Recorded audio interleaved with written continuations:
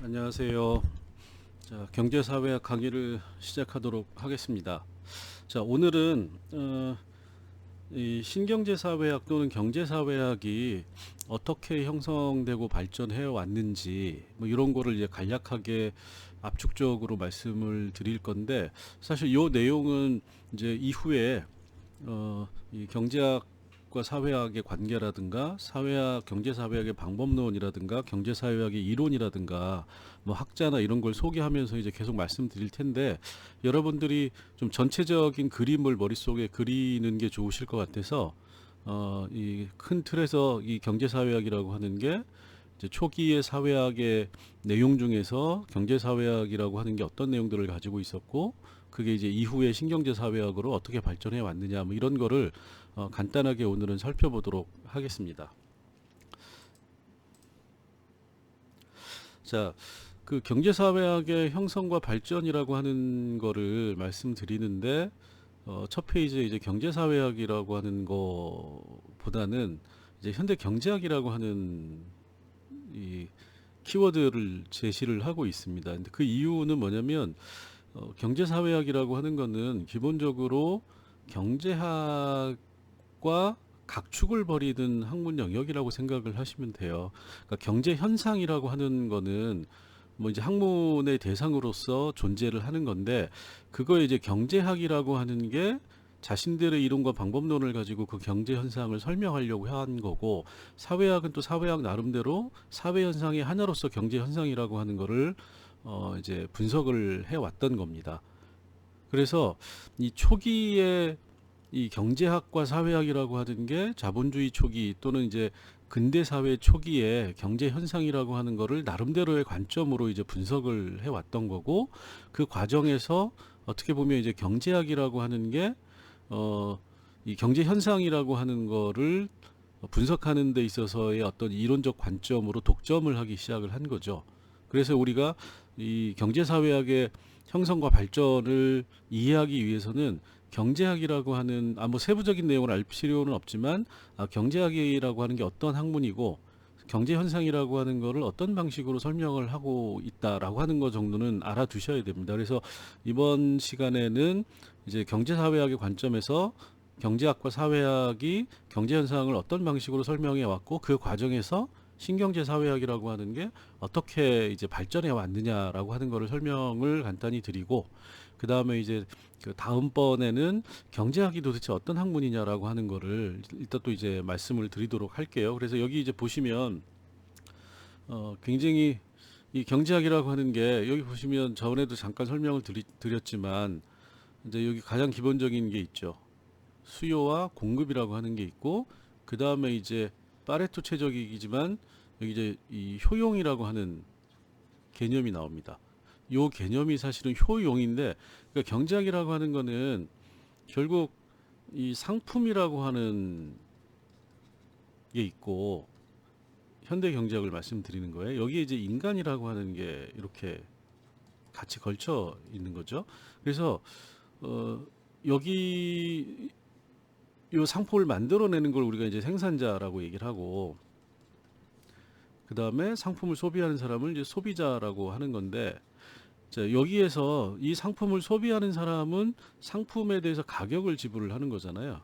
가격을 지불하고 상품을 획득해서 이 사람은 소비하는 과정에서 개인의 효용이라고 하는 거를, 자, 이 효용은 뭐죠? 주관적인 만족입니다.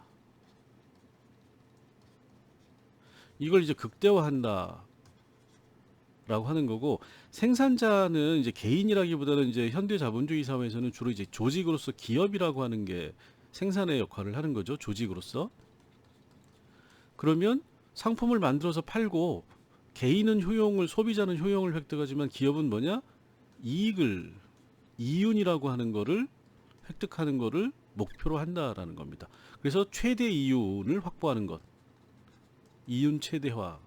요렇게 이제 경제 현상이 이 과정에서 발생을 한다라는 거죠. 그래서 여기를 우리가 공급이라고 얘기를 하는 거고, 여기를 우리가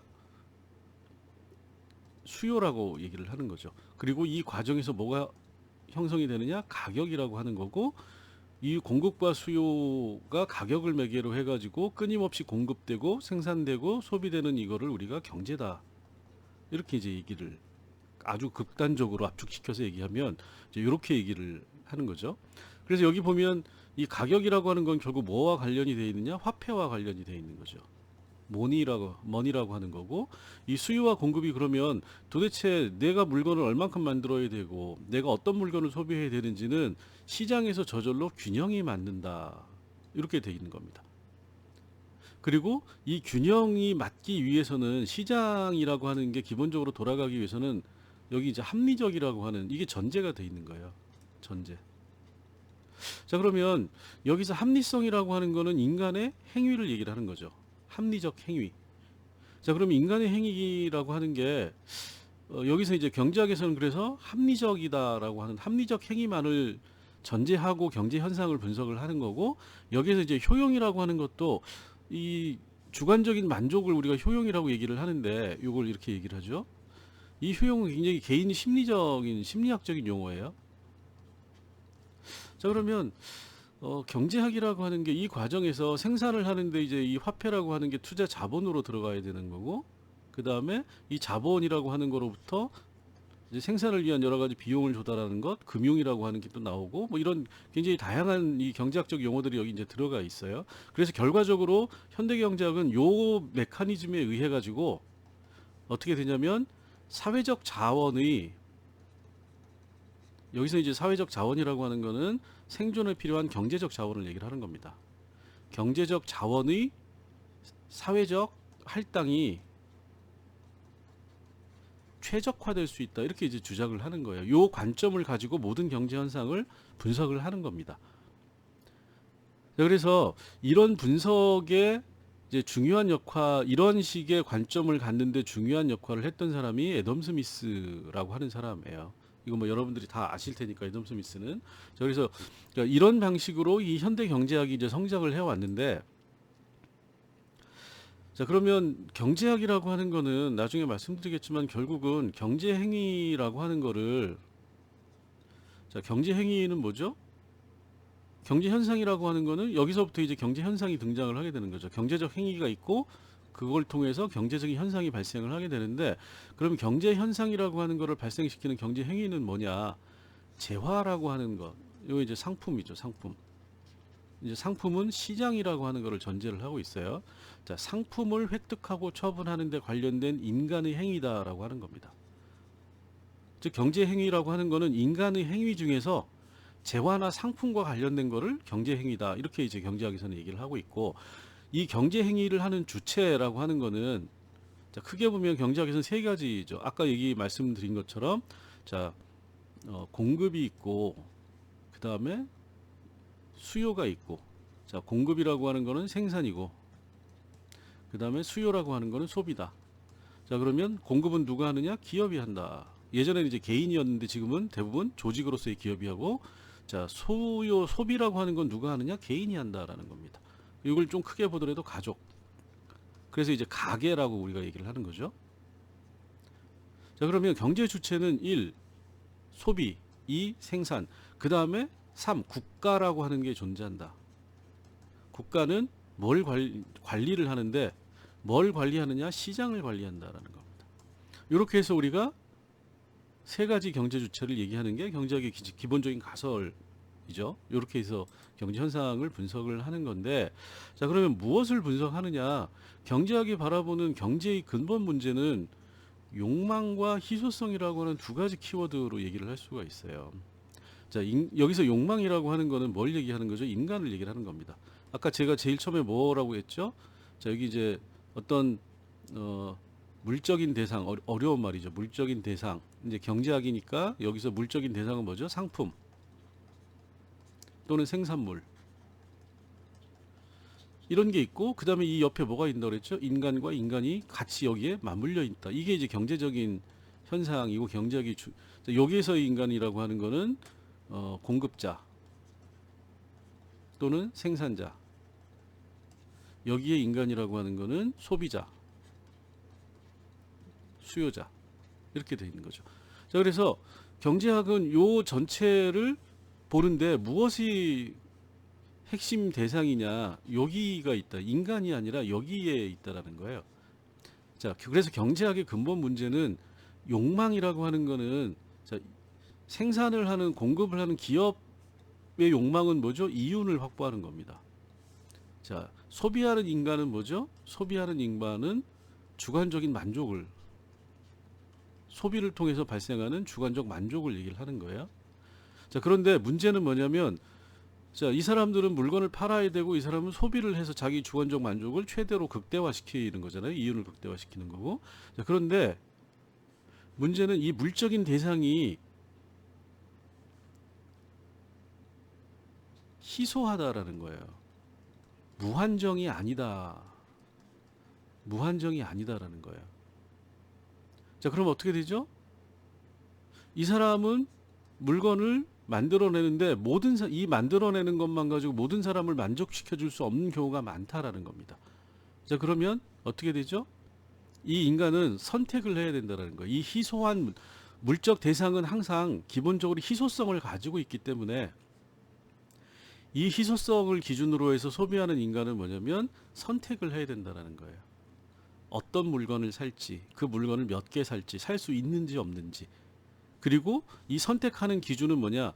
최소 비용으로 최대의 효용을 만들어내는 것. 자, 그럼 인간을 기준으로 이건 이제 얘기를 하는 거예요. 자, 소비자 입장에서 최소 비용으로 최대 효용이라고 하는 거는 좋은 물건을 어떻게 하는 거죠? 싸게 사는 것. 싸게 구매하고 소비하는 것. 이게 이제 소비자로서의 최대 효용이 되는 거고, 생산자로서의 최대 효용은 뭘까요? 그냥 이건 이제 그 극단적으로 얘기를 하면, 좋지 않은 물건도 비싸게 판매하는 것. 그래서 어떻게 되는 거죠? 이윤을 극대화하는 것. 이게 이제 경제의 근본 문제다. 이게 모든 게 어디서부터 나오느냐? 선택으로부터. 상품을 왜 선택해야 되냐? 물건은 희소하기 때문에. 이 희소성이라고 하는 거에서부터 나오는 거죠. 그리고 이 희소성은 결국 뭐죠? 욕망과 결부돼야만 선택이 된다는 거예요. 물건 자체는 별로 없는데 많은 사람들이 그걸 갖고 싶어 하지 않는다 그러면 희소성이라고 하는 게 적용되기가 힘들다라는 거죠. 자, 그렇다면 어떤 물건이 있고 모든 사람이 원하는 거를 만족시켜 줄 수 없는 정도의 적은 수량인데 그걸 사람들이 원한다라는 거예요. 사람들이 원하지 않으면 희소성은 의미가 없다라는 거예요. 자, 그래서 이런 근본 문제를 경제학에서는 이렇게 본다라는 거죠. 그래서 모든 물건, 생산물이라고 하는 건, 사물이라고 하는 거는 기본적으로 희소성이라고 하는 게 존재한다. 즉 많은 사람들이 어쨌든 물건을 원한다라는 거예요. 자, 그러면 그 물건을 원하면 그 물건을 공급해 주는 사람이 있고 그거를 소비해 주는 사람이 있다. 그걸 우리가 시장이라고 얘기를 한다라는 거예요. 자, 그러면 이 시장은 공급해 주는 사람과 여기죠. 공급해 주는 사람과 사용하는 사람이 양쪽에서, 물건의 양쪽에 존재를 하고 가격을 통해서 균형을 맞춘다. 쉽게 얘기하면 자기 욕망에 맞게 더 많은 가격을 지불하는 사람에게 공급이 된다. 우선적으로. 그래서 가격이 올라간다는 겁니다. 많은 사람이 희소성이 떨어지면 가격이 내려간다. 그래서 균형을 맞춘다라는 거예요. 이게 이제 경제학이 얘기하는 근본 문제와 경제학의 기본 법칙입니다. 자, 그런데 이런 가정을 가지고는 있지만 이런 식의 가정을 경제학이 갖게 되는 건 이제 근대 경제학이라고 하는 거를 통해서 형성이 돼요. 그런데 이 근대 경제학이라고 하는 거는 초기에는 조금 전에 설명드린 거하고 이게 이제 발전해서 현대 경제학이 되는데, 현대 경제학 이제 초기 경제학이라고 얘기를 할게요. 이 근대와 현대는 우리나라에서 같은 말로 쓰는 거기 때문에 저 외국에서는 같은 말로 쓰는데 우리나라에서는 이제 이걸 초기, 약간 시간이 지나면 초기를 근대라고 하고 그 이후에 좀 시간이 지나면 이걸 이제 현대로 우리나라에서는 구분을 하는데 외국에서는 이걸 전부 다 모던이라는 말로 씁니다. 현대와 근대의 구분이 없어요. 외국 영어에서는. 자, 그러면 이 초기의 경제학이라고 하는 거는 사실은 조금 전에 설명드린 것과 같은 그런 근대 경제학과는 약간 다른 의미를 가지고 있었다라는 거예요. 어떤 거냐면 정치 경제학이다라는 겁니다. 자, 정치 경제학이라고 하는 거는 정치라고 하는 말이 들어가는 거죠. 폴리티컬 이코노미예요. 자, 이거를 우리가 단순하게 얘기하면 정치적인 것이 경제의 자, 여기를 이제 자원의 할당이라고 우리가 경제를 이해를 하면, 자, 여기 하나 더 붙일게요. 희소 자원의 할당이라고 하는 거로 우리가 경제라고 하는 거를 이해를 하면, 초기의 경제학은 이 한 사회 내에서 희소한 자원을 할당하는데 가장 중요한 게 뭐라고 생각을 했느냐? 정치라고 생각을 했다라는 거예요. 폴리틱. 근데 이게 이제 현대 경제학에 와서는 뭘로 바뀌었느냐? 시장으로 바뀐 거예요. 시장. 그러니까 정치라고 하는 말 자체가 없어져 버린 거죠. 자, 그러면 초기의 경제학은 사실은 사회학적 관점과 유사했다고 볼 수 있는 거예요. 경제라고 하는 거는 기본적으로 희소한 자원을 할당하는 것이긴 한데, 이 희소한 자원의 할당에 있어서 중요한 역할을 하는 건 뭐였느냐? 정치 경제, 정치다라고 본 겁니다. 자, 왜 이런 생각을 했을까요? 자, 우리가 근대라고 하는 초기 자본주의는 봉건주의에서 현대 자본주의로 이행하는 과정, 변화해가는 과정이었잖아요. 그러면 요 초기를 우리가 이제 얘기를 하면, 요때 당시에 이걸 이제 근대 경제학이라고 우리가 얘기를 할게요. 자, 그러면 요때는 누가 힘이 가장 셌었죠? 왕, 봉건 영주가 힘이 제일 셌었죠. 자, 이 사람들은 뭘 하는 사람들인가요? 군사력을 가지고 힘을 가지고 정치를 하는 사람이죠. 그러니까 경제라고 하는 건 희소한 자원을 할당하는 건데, 희소한 자원을 할당하는 데 있어서 뭐가 제일 중요하냐? 이게 제일 중요하다라고 초기 경제학자들은 생각을 했고, 사회학자들도 이렇게 생각을 했다라는 거예요. 자, 그런데 초기 경제학이 최근에 현대 경제학으로 바뀌면서 요게 없어졌다라는 거예요. 뭐가 이걸 대신했느냐? 시장이라고 하는 것. 요걸로 대체가 됐다라는 겁니다. 자, 그러면 자, 이 얘기는 제가 왜 드리는 거죠? 초기에 근데 이 초기 경제학이라고 하는 거는 사회학적 관점, 경제사회학자라고 하는, 이때 당시는 뭐 경제사회학이라고 하는 거 자체가 별도의 학문으로 존재하지 않고 그냥 사회학자니까, 사회학자 중에서 경제 현상을 다루는 사람들도 이런 방식으로 경제 현상을 설명했다라는 거예요. 그래서 경제학자와 사회학자 중에 경제 현상을 설명하는 사람들 사이에 커다란 차이가 별로 없었다. 오히려 사회학적 관점은 정치뿐만이 아니라 플러스 문화, 종교, 그다음에 전통, 뭐 이런 식의 다양한 설명 요인을 도입해서 경제 현상을 설명하려고 했다라는 겁니다. 자, 그러면 자, 이렇게 정리를 할 수 있겠죠. 초기의 경제학은 사회학적 관점과 별로 차이가 없고, 다만 경제 현상이라고 하는 거를 보다 더 집중해서 전문적으로 다루는 사람들이었고, 그런 방식으로 다루는 사회학자들이 상당히 많이 있었다. 사회학과 경제학의 차이가 크지 않았다. 이렇게 이제 우리가 얘기를 할 수 있는 거죠. 자, 그러면 이 근대 경제학, 이제 초기 경제학 헷갈리니까, 이게 이제 아까도 말씀드렸듯이 이 근대라는 말을 영어로 하면 모던인데, 이 모던이라고 하는 걸 우리나라에서는 근대로 해석하거나 현대로 해석하거나 사례에 따라서 다르게 이제 해석을 한다라는 거죠. 그래서 요거는 약간 시기적으로 좀 더 시기적으로 좀 더 옛날, 요거는 시기적으로 최근, 이렇게 이제 우리나라에서 구분을 하는데, 외국에서는 똑같이 모던이라고 하는 동일한 단어입니다. 근데 요걸 이제 써놓고 보니까 이거 좀 여러분들이 헷갈릴 수 있는데, 초기 경제학 이렇게 이제 그냥 얘기를 할게요. 자, 초기 경제학에서는 이 FTA라고 하는 건 이제 여러분들도 많이 들어본 얘기잖아요.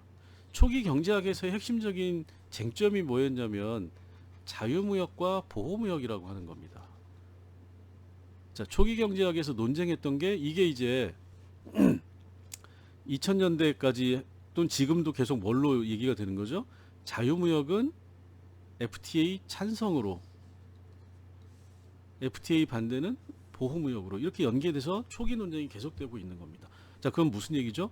여전히 경제학을 설명하는 데 있어서 정치라고 하는 거를 중요하게 생각하는 경제학자들이 많다. 이렇게 이해를 하시면 돼요. 자, 이 얘기를 왜 드리냐면 초기의 경제학이라고 하는 거는 정치 경제학이었다. 그럼 정치 경제학은 뭐냐? 사회적인 자원의 할당에 있어서 정치의 역할을 중요시하는데 이 정치가 결국은 뭐냐? 국가가 된다는 거죠.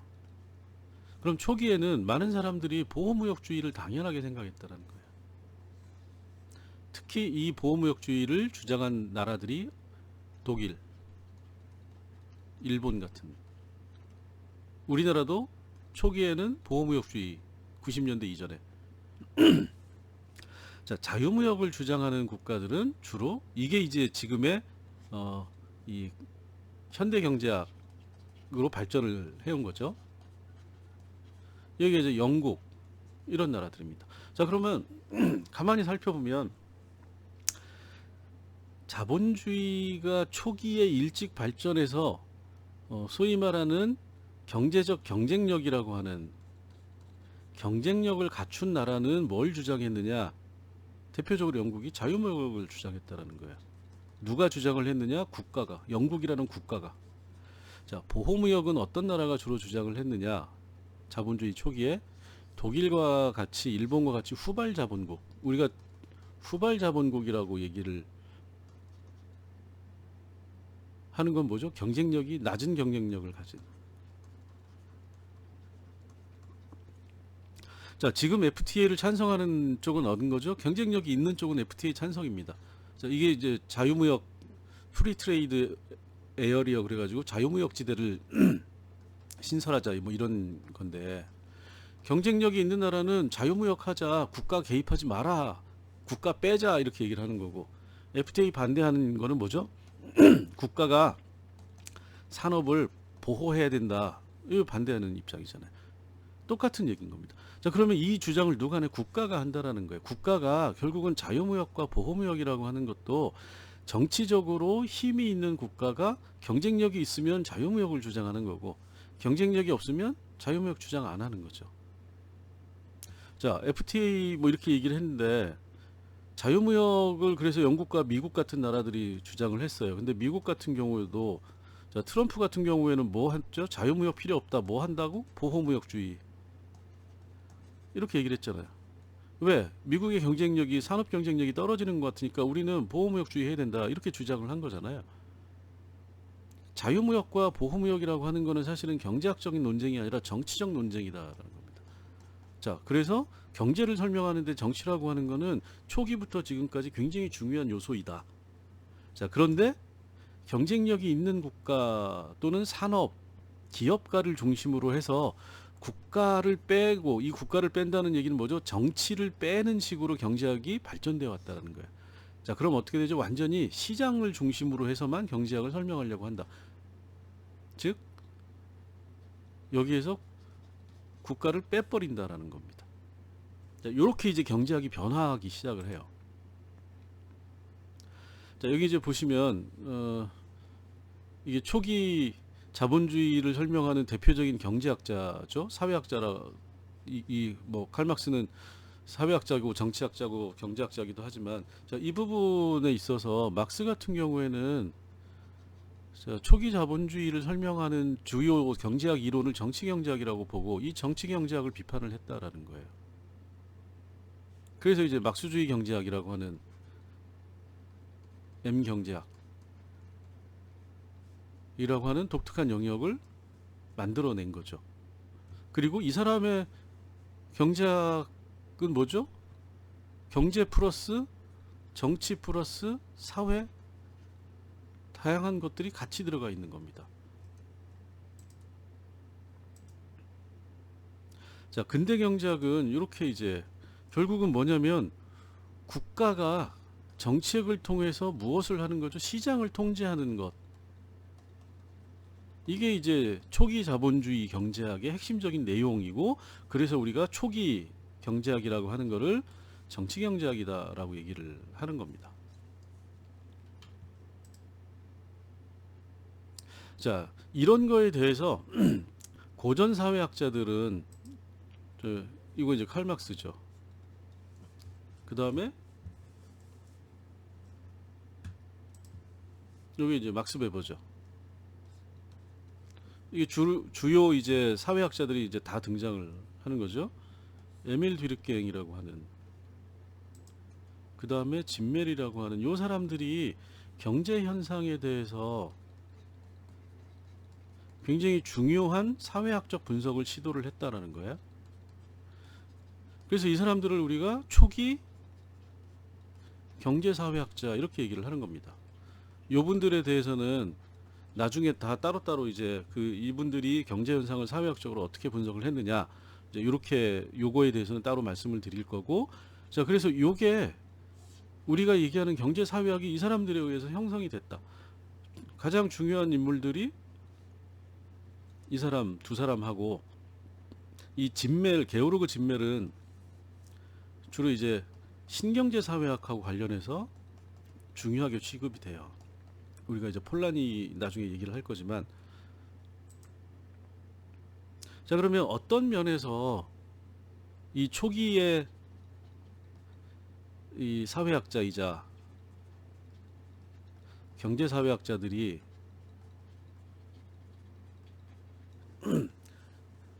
경제 현상을 분석했느냐? 아까 제가 어떻게 됐죠? 초기의 경제학은 정치 경제학이었다. 이렇게 계속 설명을 드렸잖아요.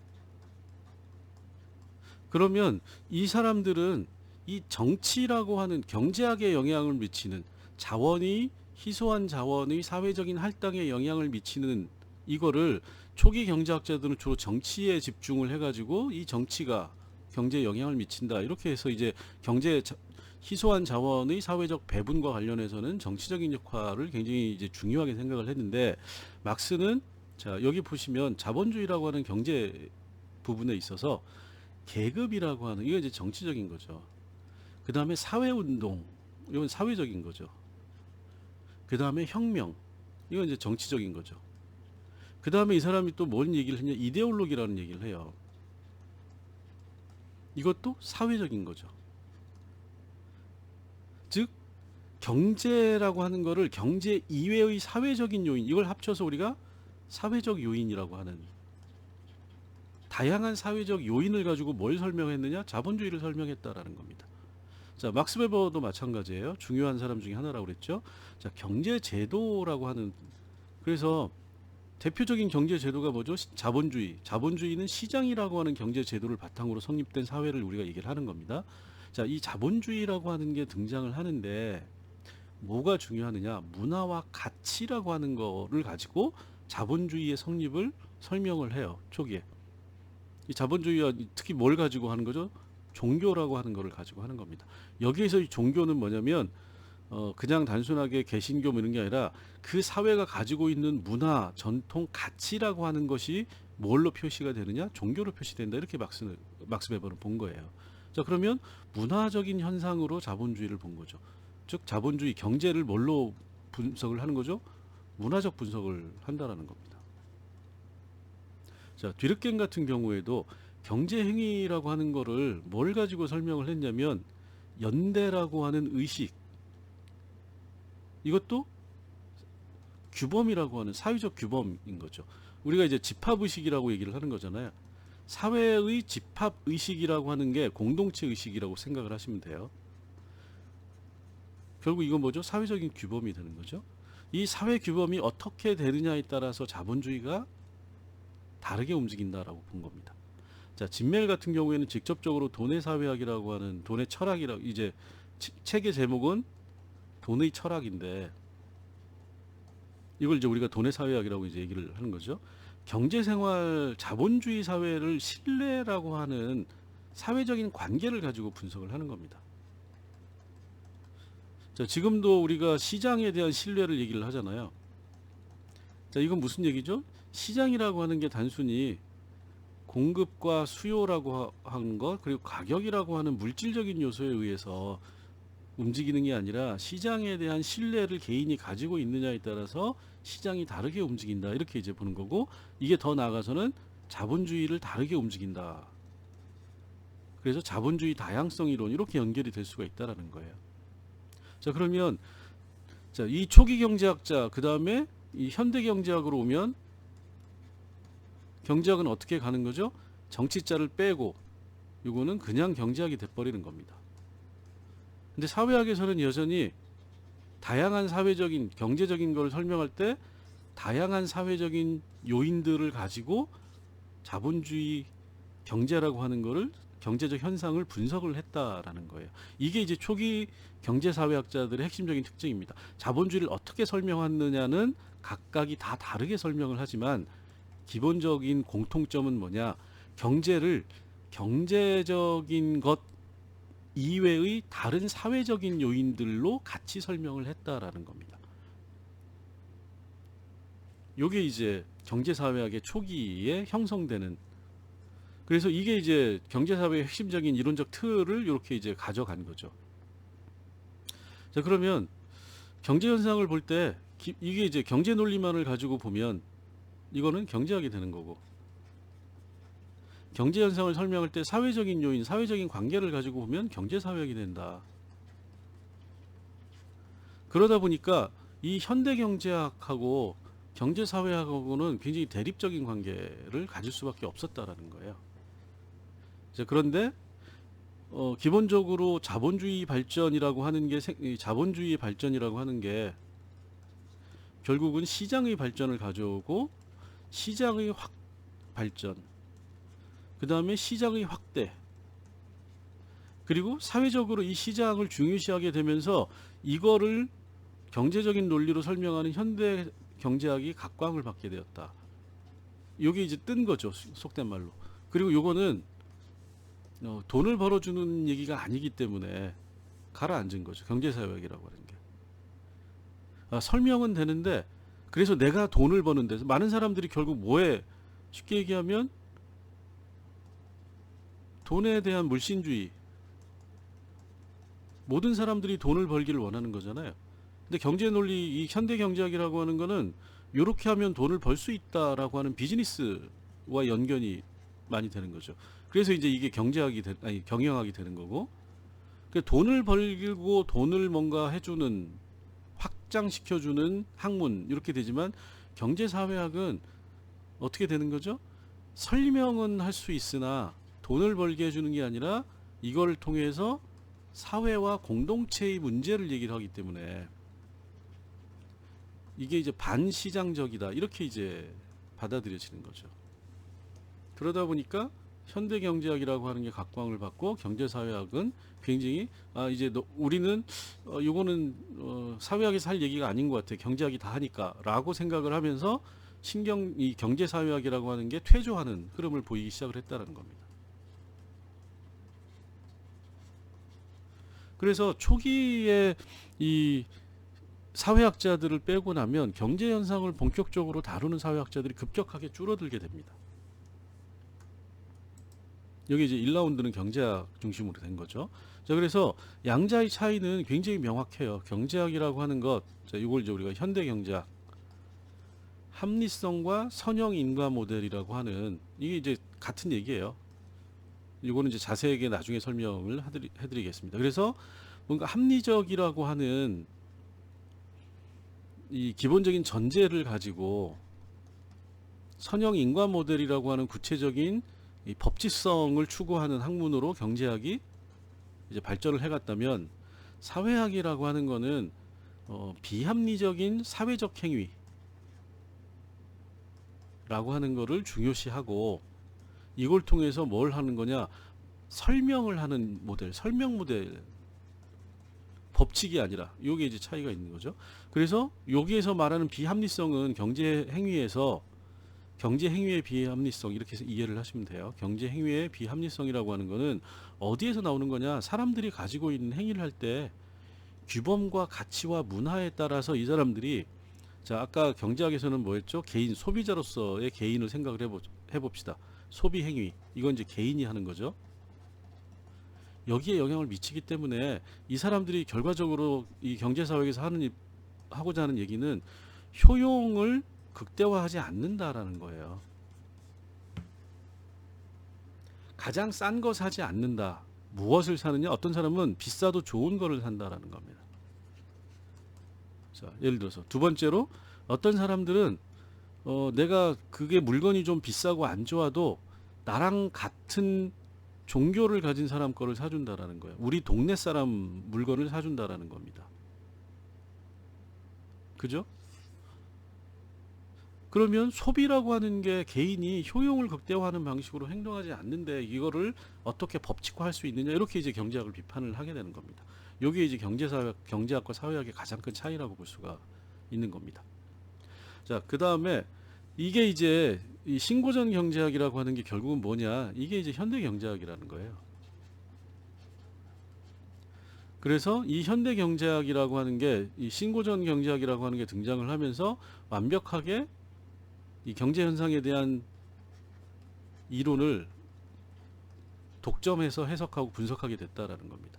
자, 이게 어디서부터 시작이 됐느냐? 정치경제학자 중에 애덤 스미스라고 하는 사람이 시장이라고 하는 거를 중요시하면서 시장에 보이지 않는 손 얘기를 하는 거죠. 여기에 기초해서 한계 효용학파라고 하는 사람들이 등장을 해가지고 신고전 경제학이라고 하는 현대 경제학의 주류를 이루게 됩니다. 여기서 이제 이 신자유주의가 나오게 되는 거예요.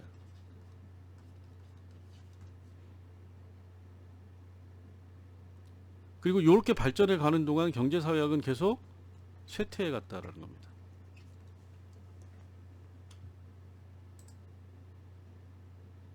자, 그러면 이 한계 효용이라고 하는 거는 이렇게 얘기를 해요. 효용이라고 하는 게 기본적으로 초기에 이 애덤 스미스나 이런 사람들 얘기할 때는 예를 들어서 내가 아이스크림이라고 하는 거를, 요거 이제 아이스크림 아크라고 할게요. 여기 이제 주관적 만족 이렇게 하면 한 개를 먹으면 효용이 이만큼 올라간다는 거예요. 한 개를 먹으면 이렇게, 아이스크림 두 개를 먹으면 이렇게, 세 개를 먹으면 이렇게. 요게 이제 쭉, 그래서 내가 물건을, 희소한 물건을 많이 사용할수록 주관적인 만족도는 높아져 간다. 이렇게 이게 이제 초기에 설명하는 방식인데, 이 한계 효용은 반드시 이렇게 되지 않는다라고 본 겁니다. 효용에 한계가 있다. 말 그대로 효용에 한계가 있어서 한계 효용은 오히려 반대로 된다. 이렇게 되는 겁니다. 자, 아이스크림을 하나 먹으면 정말 맛있어요. 그죠? 하나 먹으면. 자, 두 개 먹으면 어떻게 되죠? 입안이 시려요. 입이 좀 시려진다. 그 다음에 세 개 먹으면 어떻게 되죠? 여러분들이 이빨이 좀 시큼시큼하죠? 자, 네 개 먹으면 어떻게 되죠? 토할 것 같죠?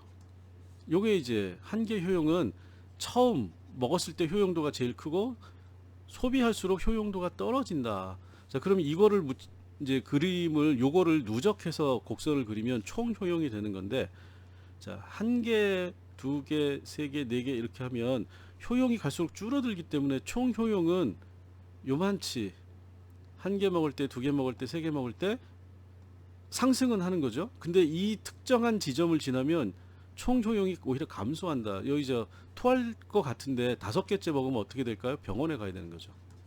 효용이 떨어진다라는 겁니다.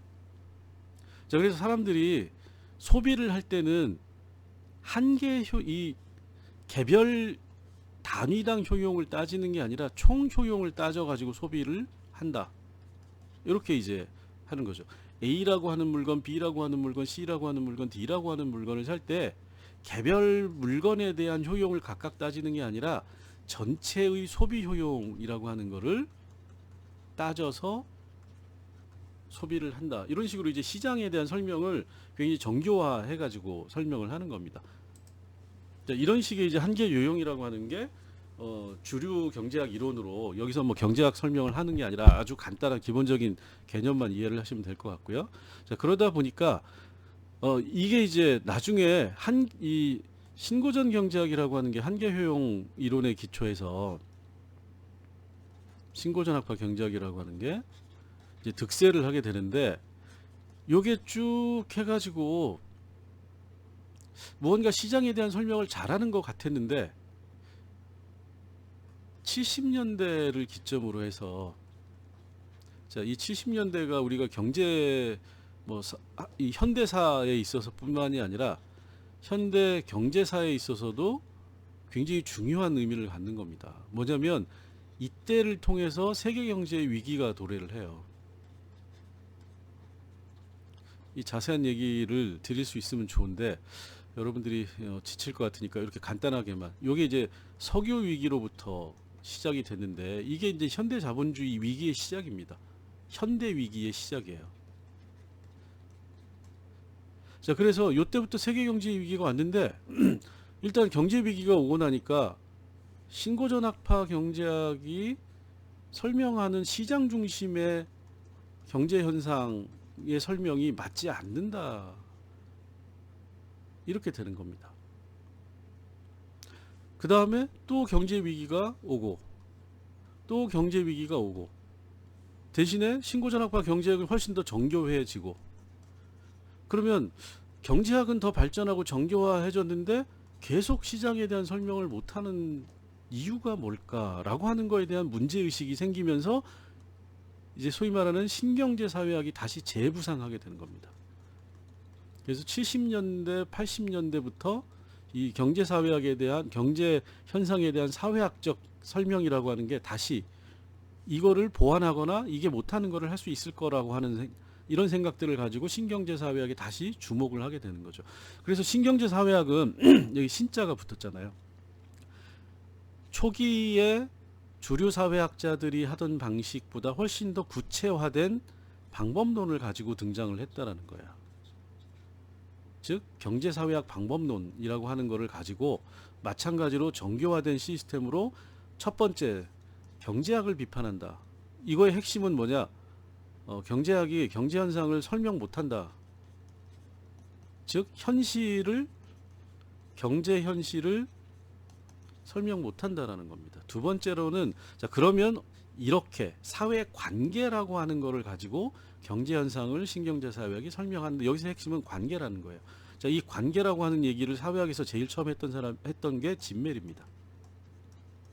그래서 우리가 진멜의 사회학을 관계의 사회학이라고 얘기를 해요. 그래서 이제 아까 말씀드렸듯이 이 신경제사회학은 진멜에게 영향을 굉장히 많이 받은 측면이 있다라는 겁니다. 그래서 이 두 가지 경제학을 한편으로 경제학이 경제 현실을 설명하지 못하는 걸 비판하면서 두 번째로 자 그렇기 때문에 경제 현상에 대해서는 사회 관계라고 하는 거를 가지고 우리가 설명을 하면 훨씬 더 잘 설명할 수 있다. 이렇게 등장한 게 신경제사회학입니다. 그래서 이제 80년대부터 신경제사회학이 본격적으로 주목을 받고 우리나라에도 90년대부터 이제 신경제사회학이 들어오고 최근 들어서는 이 신경제사회학의 관점이 경제 현상을 설명하는데 굉장히 중요하게 받아들여지고 있다는 겁니다. 그 과정에서 경제학에서도 내부적으로 이 폴라니라고 하는 사람이 신제도 경제학이라고 하는 경제학 내부에 변화를 가져와요. 그러니까 쉽게 얘기하면 주류 경제학에 대한 비주류 경제학이라고 하는 거를 새롭게 등장을 시킵니다. 그걸 이제 우리가 신제도 경제학이라고 얘기를 해요. 그래서 이제 이 폴라니는 나중에 설명드리겠지만 경제 행위를 설명하는 데 있어서 시장이 아닌 경제 행위를 굉장히 중요시해요. 그 대표적인 게 호혜성과 교환이라고 하는 두 가지 원칙입니다.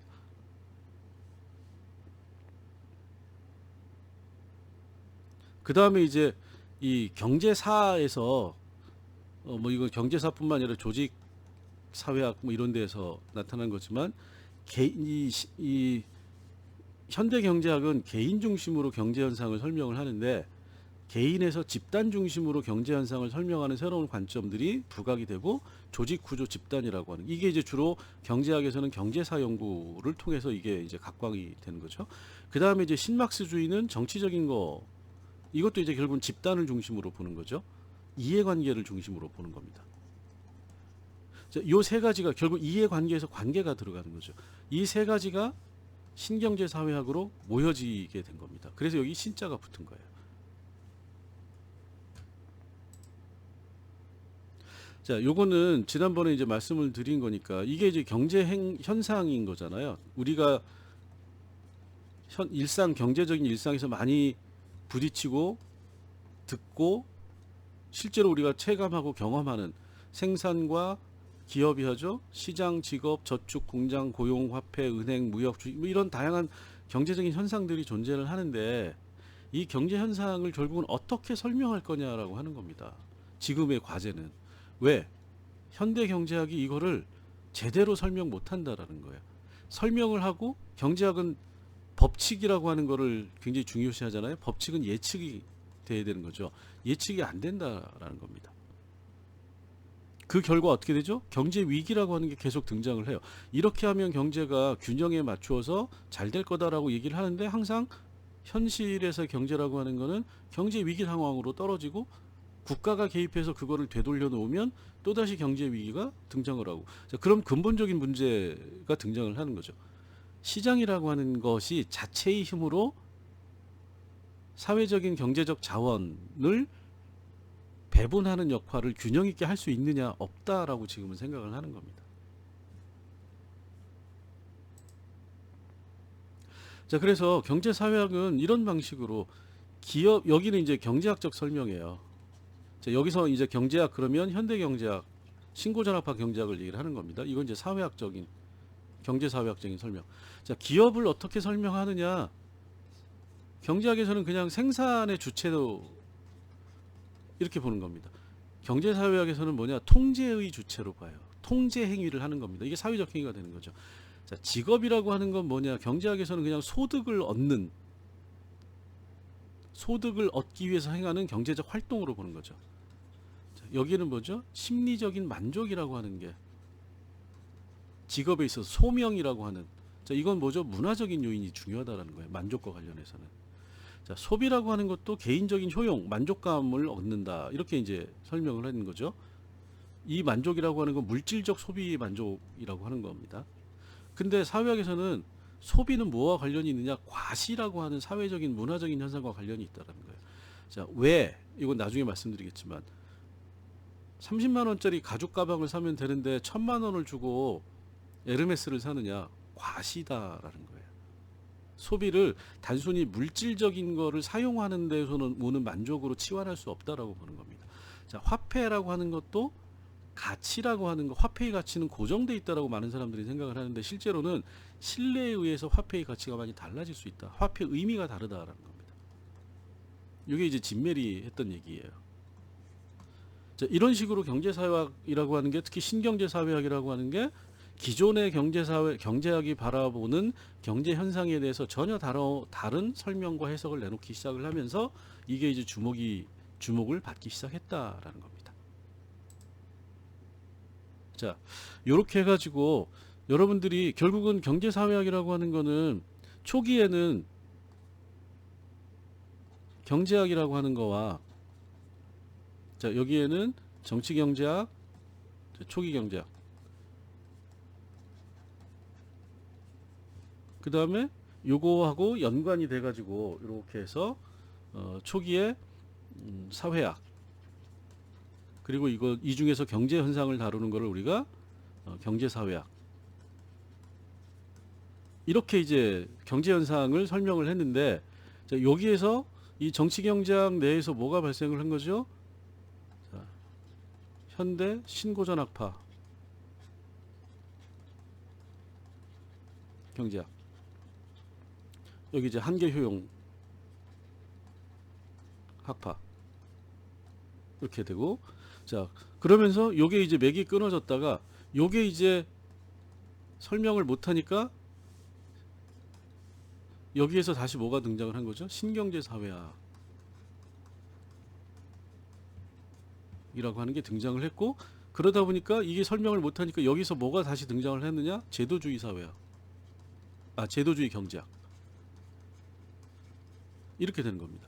그래서 지금 현재는 경제학 내부에서도 이 소위 말하는 신고전학파 경제학하고 그 다음에 제도주의 경제학이 이게 뭐 아직 훨씬 더 지배적이긴 하지만 상당한 정도로 제도주의 경제학이 부상을 하고 있고 세 번째로 신경제사회학이라고 하는 사회학적 설명이라고 하는 게 굉장히 다양한 영역에서 경제 현상을 설명하는 이론적 틀로 세 개가 다시 각축을 하고 있다. 이렇게 이제 이해를 하시면 됩니다. 자, 수고하셨습니다. 오늘은 여기까지 하겠습니다.